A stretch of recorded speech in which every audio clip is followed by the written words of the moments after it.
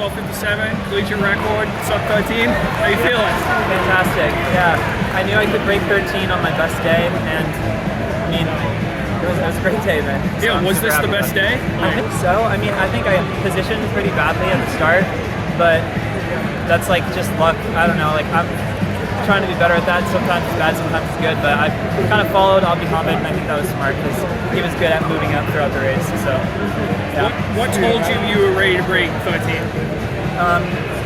Honestly, I think it started with the 3K I ran here in December. I knew I was on track to maybe do something like that, and that's kind of when we put this on the calendar. So, and then as we got closer, I started to realize that, yeah, I could do it. So, yeah. Nico, coming off a crazy mile last week, how do you prepare for this race? Try to get your legs back to being as fresh as possible.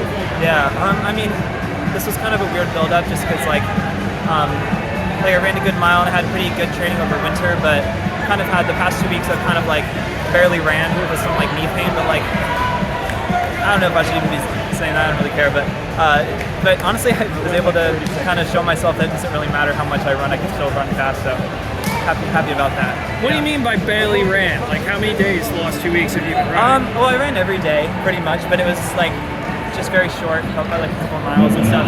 Really just the races, the mile kind of got me ready for this. The Friday before the mile, I ran a good workout. It's on YouTube. I'm sure people have seen that. That's what I did. So I knew I was ready basically. So, and honestly, I had no pain today. So it's a good day overall for that. So yeah. Talk to me a little about the contrast. Obviously, coming down from altitude now after running a race at altitude. What does that feel like in your legs? Even though your legs are still tired from that last race. Yeah.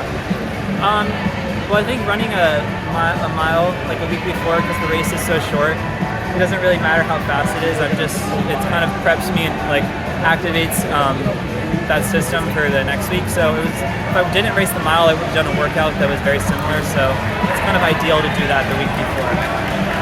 This is a big barrier. I mean, there's only one time where someone's the first collegiate to break 13 minutes. You are the one who did it. What does that mean to you? Yeah, you saying that kind of made me. I kind of didn't really think about that. That is amazing. I'm super happy about that. Yeah.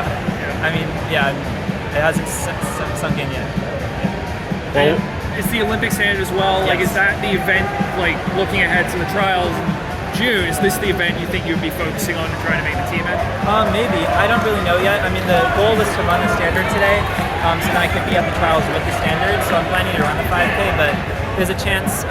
Well, the plan is I want to run a 10K this outdoor, so I don't know what I'll be doing at the trials. Definitely the 5, maybe the 10. I don't know. Yeah, I'm kind of gonna wait for that. Yeah. How do you celebrate this? I don't know. I don't know. Yeah. Long plane ride home. Yeah. It's good. We leave at 10 a.m. It's the best travel back. Talk to me a little about your support system. Obviously, you have a ton of fans here. They've been coming up to you nonstop. The crowd here was wild. Most of them cheering your name. How much does that mean to you when you're racing, or even just when you're on your lonely training runs? Yeah. I mean, it means a lot. It definitely makes me feel supported in the race. It makes me want to run faster. I don't really know what I did to get so many people to like me like that, but it's great to have the hype, and it definitely fuels me a bit. So it's super fun, and it's nice to have it indoors. It's really loud. Well, I think your high school career is going to help, right? Yeah. You were a very good high school runner, winning national titles, setting records. You've been in the public eye for a while. How do you manage that and continue to improve? Yeah, I mean, my coach has helped me tremendously with that. I talk about it with him every week about managing expectations. I mean, I've gotten better and better at focusing on the people that I see every day in my inner circle, and only caring about what they think and what I think. I get to evaluate how I perform, so it's kind of become less of a stress and more of just an added bonus at this point. When coming out of high school, it was definitely, I felt a lot of pressure. Yeah, at NAU, was there any point where it was sort of overwhelming, that sort of thing? Yeah, I'd say my freshman year was. I think it's like that for anyone who's successful coming out of high school. But again, with Coach Smith's help and being on the team that I'm on, I'm so glad that I chose NAU because it's been the perfect environment for that. Congratulations, Nico. Thank you so much. Thanks for today.